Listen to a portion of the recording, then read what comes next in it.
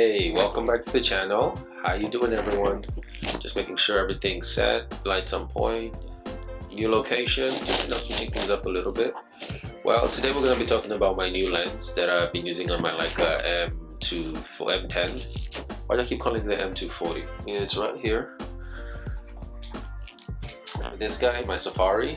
Right now I have Voigtlander Nocton on this. We'll talk about this lens in another video. The lens I'm talking about today is this guy, the TTartisan 35 f1.4 for the Leica M. So as you can see, this guy, olive and silver. I tried putting a black lens on this and it just wouldn't work because it looked weird. So I had to put a silver lens on it because you see the top is silver. A black lens just looks weird on this body. So my options are either the 7-Artisan's 35mm 1.4 or the TTartisan's 35 1.4. The 7-Artisan's only comes in black, so if I wanted a silver lens I had to get this one, because right now I can't really afford the Leica version. So I'm using third-party lenses right now because I just spent a lot of money on that body. So this I used for about maybe 3 months since I've had the body, maybe even more, because I had this lens on my silver M10P. So this video I'm just going to talk about it, what I think about it, and if you should get one.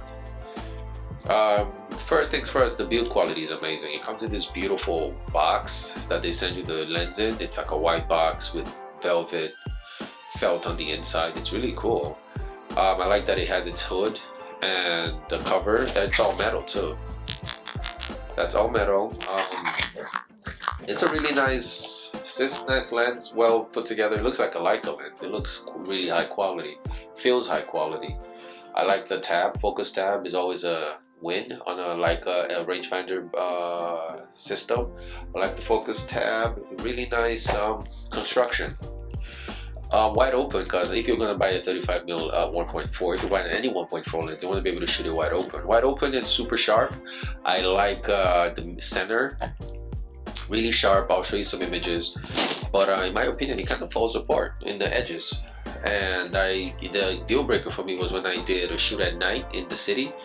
I had all the lights and everything in the background and it just looked off. The bokeh looked really busy. I'm going to show you some images. I want you to see the center of the images. They're sharp, but when you go out to the corners they just fall apart, and that's a deal breaker for me. I'm not looking for perfection in the lens. If I was, I'd buy the Leica stuff. I'm probably still going to end up getting them probably by the summertime, save up some more money to get those. But for now, these are third-party lenses like the Voigtlanders and the Zeiss. Actually, because I wasn't happy with this lens, I ended up buying a Zeiss ZM. I think it's a Distagon 35 1.4 for like $1,500 on eBay. I've heard really good things about the lens. I heard it's like as good as like a Summilux 35, probably even sharper. So I'm excited to try that one out. I should be getting this in the coming weeks so I can start shooting with it. So this one's going to go back on the chopping block. Probably going to put it on Facebook or eBay and sell it. I paid $450 for it. For $450, it's an awesome lens. If you're okay with a little bit of weird bokeh and really soft corners, yeah, that's fine with me. If you're okay with that, then this lens is fine. It's just fine. And after a certain point, you start scrutinizing your images, and it just finds not good enough. You just want, not perfection, but you want a really nice image that you print and it stands up to printing. I even have, this is not my first TTartisan's lens. I even had their 50 0.95. I thought that would be a really interesting lens to use. I had the same problem. The center was sharp, but everything around it just falls apart. The bokeh was all weird and squirrely, and it just didn't look. It didn't look pleasing to me. Let me put it that way. It didn't look pleasing. And for if you have an expensive body like the M10P, I honestly think it might make sense to invest in lenses that are just as high quality. I think that's where the camera and the camera sings, when you have the best quality lenses on it. So right now I have this guy. This one's leaving. The Zeiss is coming, so I'm excited to shoot with the Zeiss. I'll tell you guys about it, how I feel about the Zeiss compared to this. And I have this guy, this little guy here.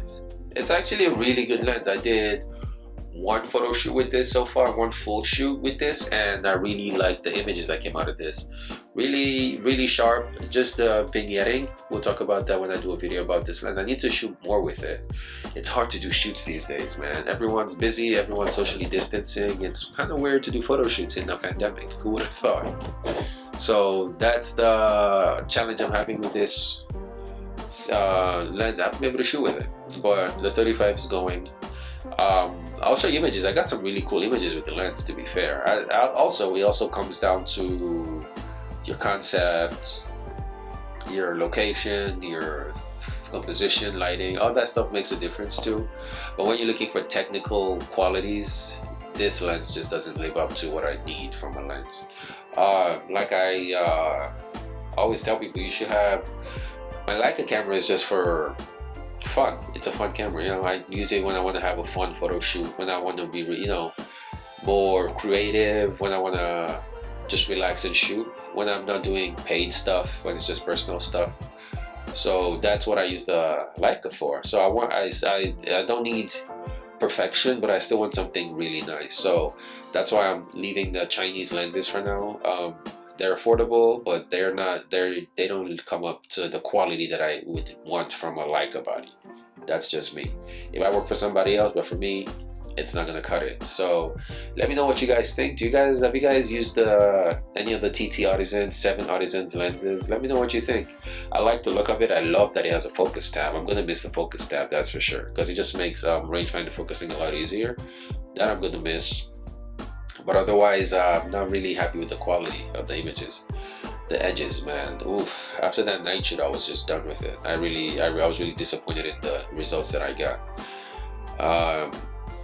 Let me know what you think. I want to hear some comments. If you have any photos you want to share, that would be cool. I'm going to share some photos at the end. Let me know what you think of the photos. One of my favorite photos I shot with this lens, actually became editor's choice on 500px, so that's cool. One of my favorite models, Sarah, was in that photo. Let me know what you think of the images. I'll be seeing you guys in another video soon. Hopefully I get to do some shoots in the coming week with new lenses. I also have I rented from Borrow Lenses. I rented a Sigma 105 1.4 for my Nikon Z6, which I'm recording this with. I'm recording this with a 50 just to get a different view. I actually like the shallow depth of field I'm getting with this, so that's cool. I did a beauty shoot. I'm going to show you a photo here. I couldn't really record behind the scenes because there's a lot going on. It was just me and then the makeup artist and the model, and the makeup artist needed to be involved in the photo shoot. You'll see why. So I couldn't do behind the scenes, but I got some cool images out of it. I think I'm going to keep the 105 1.4 lens also. I really like it. I might just buy it because I don't have a portrait lens. I have a 35 on the Nikon. I have a 50 that I'm shooting with, but no portrait lens. So the 105 1.4, the autofocus is really good. It just stays on the eye. The eye autofocus is amazing on that thing. So I'm just going to keep it. So that's it for today. Let me know what you guys think, and I'll talk to you guys in the next video. We're over 800 subscribers now, getting close to 1,000.